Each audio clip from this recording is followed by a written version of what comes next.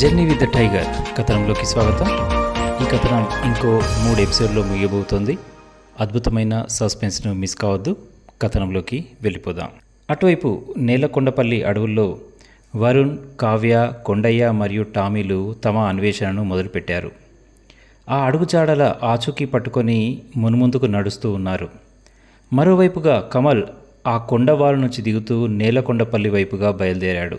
సరిగ్గా కమల్కు ముందులో ఉన్నటువంటి ఒక ఎత్తైన కొండ మీద నుంచి బ్లాక్ టైగర్ కూడా నేలకొండపల్లి వైపే చూడసాగింది.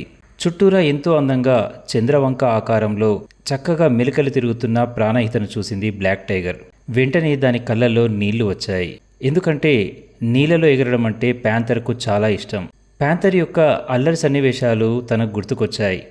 ఎక్కడ చక్కని గడ్డి కనిపించినా చిన్నగా బొర్లేది ప్యాంథర్.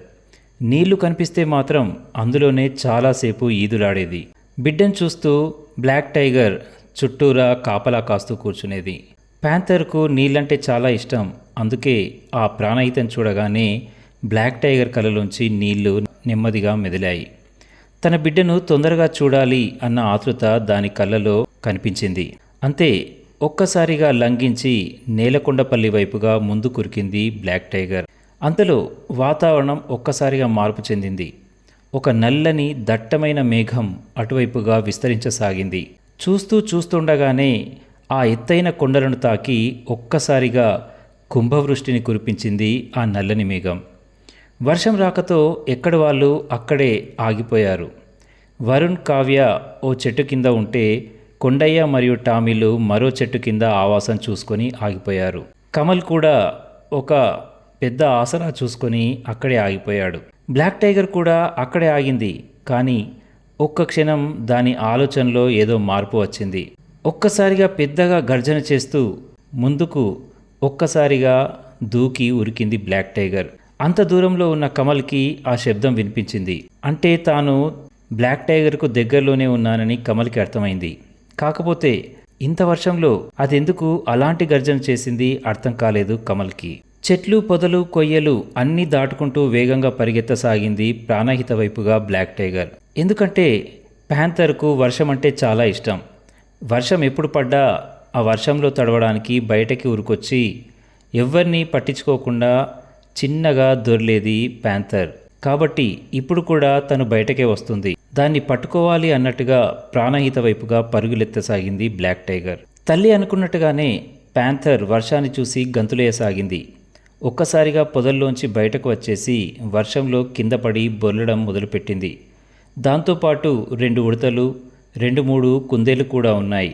ఇంకా చెట్లపై ఉన్నటువంటి కొన్ని పక్షులు కూడా దాని నేస్తాలే.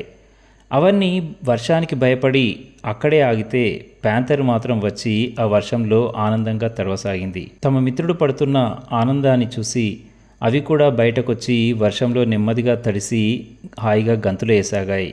ఒక్కసారిగా పెద్ద మెరుపు మెరిసింది.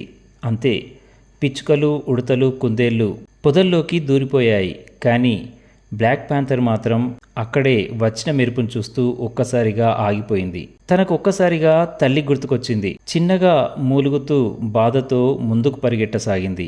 దాంతోపాటే మిగతా జీవులు కూడా ముందుకు పరిగెత్తసాగాయి. కానీ ఒక దగ్గర ప్యాంథర్ అలాగే ఆగిపోయింది.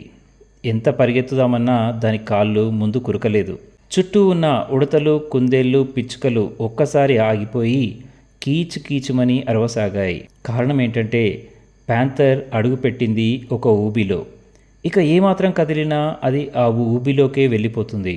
కదలద్దు అన్నట్టుగా చుట్టూ ఉన్న ప్రాణులు సైగలు చేస్తున్నాయి. కానీ మరి బ్లాక్ ప్యాంథర్ను కాపాడేదెవరు? కథలో ఏం జరగబోతుందో మిగతా పాటలో విందాం. వింటూనే ఉండండి. ధన్యవాదాలు.